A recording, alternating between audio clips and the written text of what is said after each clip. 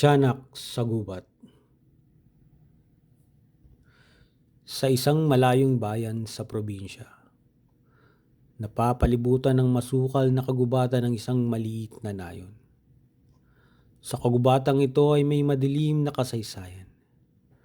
At ayon sa matatanda, may isang nilalang na naninirahan dito, ang tiyanak. Isa itong halimaw na nagpapanggap na isang sanggol upang dayain ang mga biktima. Marami nang nawala sa kagubatan at hindi na muling natagpuan pa. Si Ramon, isang mangangahoy na matagal nang naririnig ang mga alamat tungkol sa tiyanak. Ngunit tulad ng iba pang kabataan sa kanilang bayan, hindi siya naniniwala sa mga kwentong ito. Gawa-gawa lang yan para matakot tayo, madalas niyang sabihin. Isang araw, kinailangan niyang pumasok sa kagubatan upang maghanap ng kahoy na maaari niyang ipagbili. Habang naglalakad siya sa makapal na damuhan, bigla niyang naarinig ang mahina at nakakaawang iyak ng isang sanggol. Napahinto siya at sinubukang harapin at hanapin ang pinanggagalingan ng iyak. Sino ang mag-iiwan ng sanggol sa ganitong lugar? Bulong niya sa sarili. Habang papalapit siya, lalong lumakas ang iyak. Nakita niya sa ilalim ng isang punong balete ang isang sanggol na nakabalot sa lumang tela. Nanginginig ito at tila giniginaw. Wala nang naisip si Ramon kundi ang tulungan ng sanggol.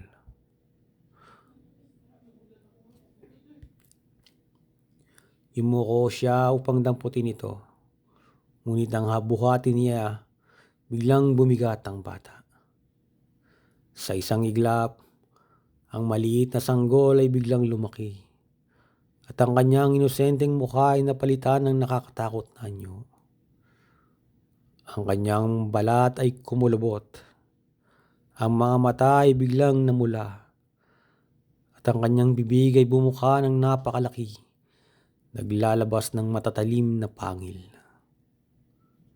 Napatras si Ramon, ngunit huli na ang lahat. Mabilis na lumundag ang tiyanak papunta sa kanyang mukha. Pilit siyang kinakagat. Napasigaw siya at pilit na inaalog ang kanyang braso upang mailayo ang halimaw. Sa kabutihang palad, nakuha niyang ihagis ito sa lupa at agad na tumakbong palayo. Ngunit ang tiyanak ay hindi bumibitiw sa biktima nito. Habang tumatakbo si Ramon, narinig niya ang tunog ng maliit na yapak na mabilis na sumusunod sa kanya. Hindi niya ito nilingon at patuloy na tumakbo patungo sa kanyang bahay. Nang marating niya ang dulo ng kagubatan, biglang nawala ang mga yapak at muling bumalik ang katahimikan.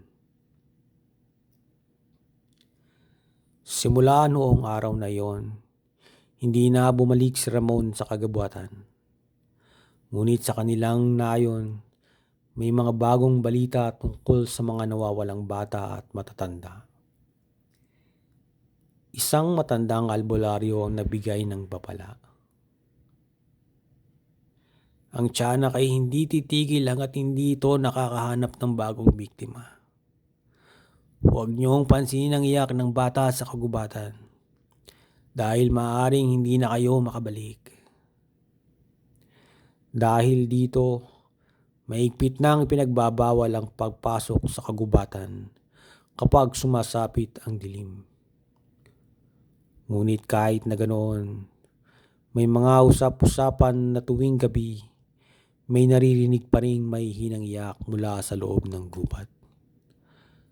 At sa tuwing may matapang na nagtatangkang hanapin ang sanggol na umiyak, hindi na sila muling nakakabalik. Sa kabila ng kanilang takot, hindi napigilan ni Ramon ang kanyang konsensya.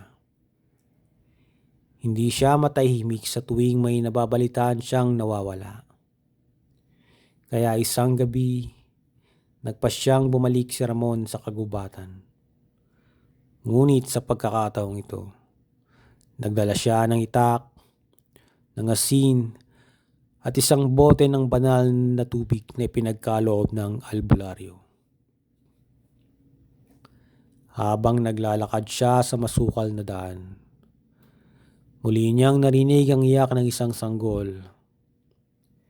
Ngunit ngayon, mas alam na niya ang kanyang gagawin. Humunto siya at binuhos ang banal na tubig sa paligid. Sa kanyang harapan, biglang lumitaw ang tiyanak. Mas malaki at mas nakakatakot kaysa dati. Sumugod ito kay Ramon. Ngunit mabilis niyang iwinasasiwas ang titak. Hiniwa ang hangin. Nakatakas ang tiyanak. Ngunit hindi ito nawala. Sa halip, nagsimula itong tumawa ng malakas. Isang tunog na nakakatakot at sumasakit sa tenga. Ang buong kagubatan ay tila gumagalaw at ang mga puno ay nag-uugong. Biglang naglabasan ng iba pang tiyanak mula sa dilim. Napagtanto ni Ramon hindi lang isang halimaw sa kagubatan. Marami sila at mas gutom sila kaysa dati. Sa kabila ng takot, hindi sumuko si Ramon. Gumuhit siya ng isang bilog gamit ang asin at doon siya pumuwesto. Ang mga tiyanak ay nagsimulang umikot sa paligid niya, ngunit hindi makapasok sa bilog. Isa-isa, inihagis niya ang natitirang banal na tubig sa kanila at agad silang nagpaatras, nagsisisigaw sa sakit. Ngunit hindi pa tapos ang laban. Ang pinakamalaking tiyanak, ang pinuno nila, ay bumaling kay Ramon. Hindi mo kami kayang talunin. Isa ka lamang tao. Anito. Ngunit sa halip na sumagot, hinugot ni Ramon ang kanyang itak at biglang lumusob palabas ng bilog. Gamit ang buong lakas, tinaga niya ang halimaw at sa isang iglap, nawala ito sa isang ulap ng usok. Nang bumalik ang katahimikan, napansin niyang naglaho na rin ang iba pang tiyanak. Para bang sa pagkatalo ng pinuno, nawala na rin ang kapangyarihan nila sa kagubatan.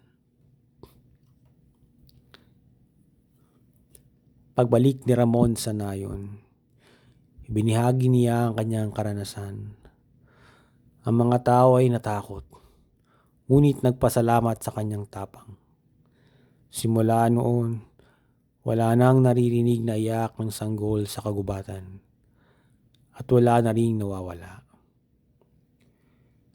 Ngunit alam ni Ramon na maaaring bumalik ang mga nilalang na ito. Kaya't lagi niyang pinapaalala sa mga tao, kung may marinig kayong umiyak na bata sa kagubatan, huwag kayong lalapit dahil baka hindi na kayo makauwi.